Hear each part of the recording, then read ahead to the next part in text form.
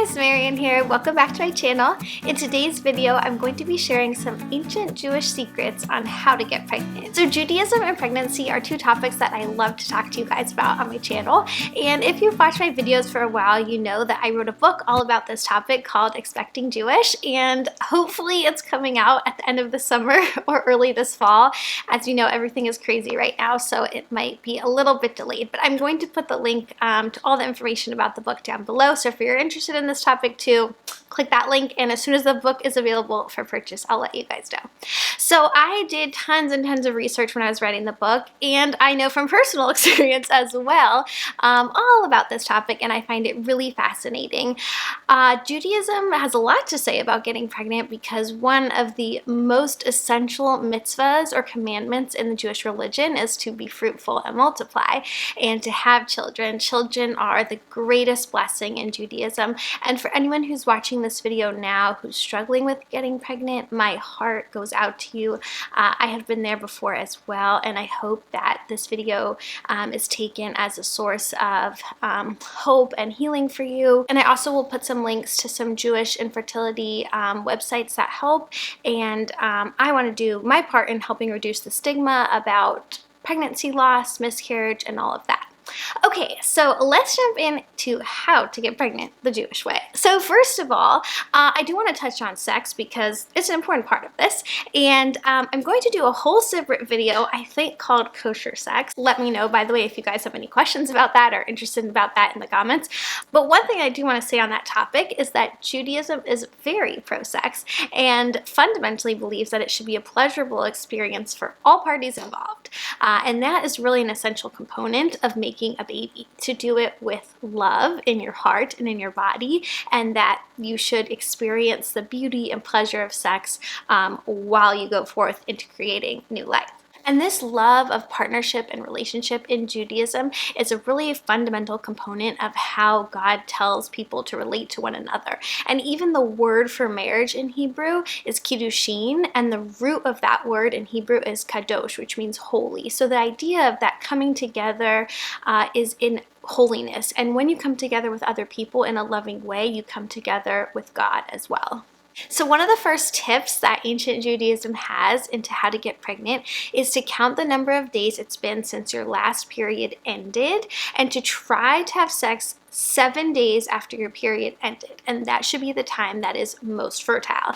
And it's really interesting because 3,000 years later, it's confirmed by science that there are definitely fertile times in a woman's cycle, and after your period has ended can be one of the most fertile times in those few days after your period has ended. So Judaism says 7 days. 7's a very holy number in Judaism. Shabbat, the Sabbath, is on the 7th day, and it comes up again and again in Kabbalah and other discussion of numbers within Judaism. But the point is that you should wait till after your period ends, wait a few days, and then have sex.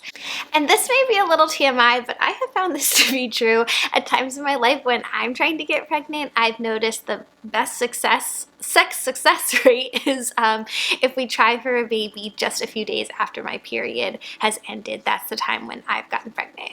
Another ancient Jewish belief about pregnancy is that the gem of a ruby is really lucky when it comes to pregnancy. So I'd call this more of a superstition than a wisdom per se, but I want to show you guys mine. This is, I don't know if the camera's focusing. Okay, so this is a ruby. This is a necklace that my husband designed and had made for me after we lost our first pregnancy, and I asked him to make something from a ruby because that is this ancient, Jewish birthstone that's supposed to be very lucky and, positive for getting pregnant. So I'm not the type of person that, believes in superstition necessarily, but I wanted something I could sort of hold and physically have with me. Not that I necessarily felt would bring me good luck, but that I could just focus my thoughts and intention towards. And there's a lot of thought in Judaism, like many ancient religions, that there's a lot of power in prayer, not because God is, sitting there listening and waiting for who's going to pray the hardest and the most, but that there's a connection between how you pray and your intention and your thoughts in your mind. So creating positivity in your mind through prayer can be beneficial for you, even if there's no one out there listening. So I don't know if that really, I hope that makes sense, but for me, this is one of my, most treasured possessions. I often will wear it when I'm pregnant, and I just like to have it close to my heart and to feel like there's, someone watching over me and something lucky to have on me. Another ancient Jewish superstition involves the mikveh. So I have a video up on my channel all about going to the mikveh, which I'll link down below. It's actually one of my most popular videos, which just kind of makes me emotional because I went to the mikveh in my 9th month of pregnancy. I had been before at other times, and I talk about that in the video, but to pray for a easy and healthy labor and delivery experience with my second son, which thankfully I had. And there's an ancient Jewish wisdom superstition that if you're trying to become pregnant, you should bathe in the mikveh right after somebody who is pregnant is bathing in the mikveh. So because it's tradition to go in your last month of pregnancy to the mikveh, people will ask if there's anyone who's trying to get pregnant, let me know, and then they'll come with you to the mikveh and they'll bathe after you. So it's sort of that way of connecting to that, holy idea of pregnancy and, just again, those like positive fertility vibes. Another ancient Jewish wisdom is to eat dates. So this is actually very popular in Muslim culture as well, I believe.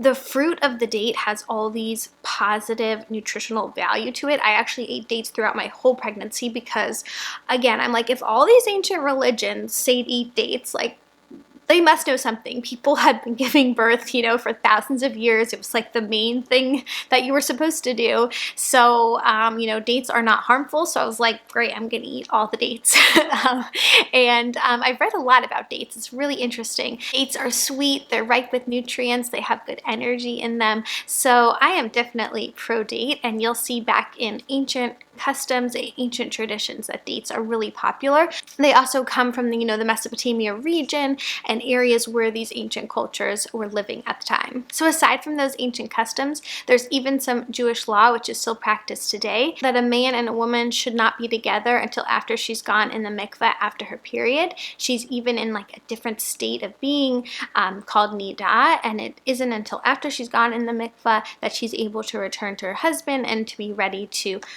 be together again. Then once a woman becomes pregnant, there are all sorts of different superstitions and traditions that go along with that. But one element that I just want to mention here quickly is Judaism has a lot of faith in a woman's ability to connect with God and her spirituality. And that's why women aren't required to do the same mitzvot, the same essential commandments that men are required to do, because they already possess this holiness within them. So there's this concept that a woman gives her spirituality, her closeness with God to her child through pregnancy. And even the word mother in Hebrew, which is ima, has an element of the root word emunah in Hebrew, which is faith. So it's that same idea, again, passing through the word, that a mother is able to give her faith to her child. And one of the Jewish customs is that the first time you nurse or breastfeed your baby, you should do it on your left-hand side, close to your heart. So again, it's just that kind of symbolism and togetherness woven throughout all these practices in Judaism. So those are the ancient Jewish secrets to getting pregnant. I hope you guys have found this video helpful. For anyone out there that is trying to get pregnant, I wish you all the luck in the world. I hope you have a great success in your journey and that you have fun while doing it. And thank you guys for watching this video. Give it a big thumbs up if you like it, and I'll see you in the next one. Bye!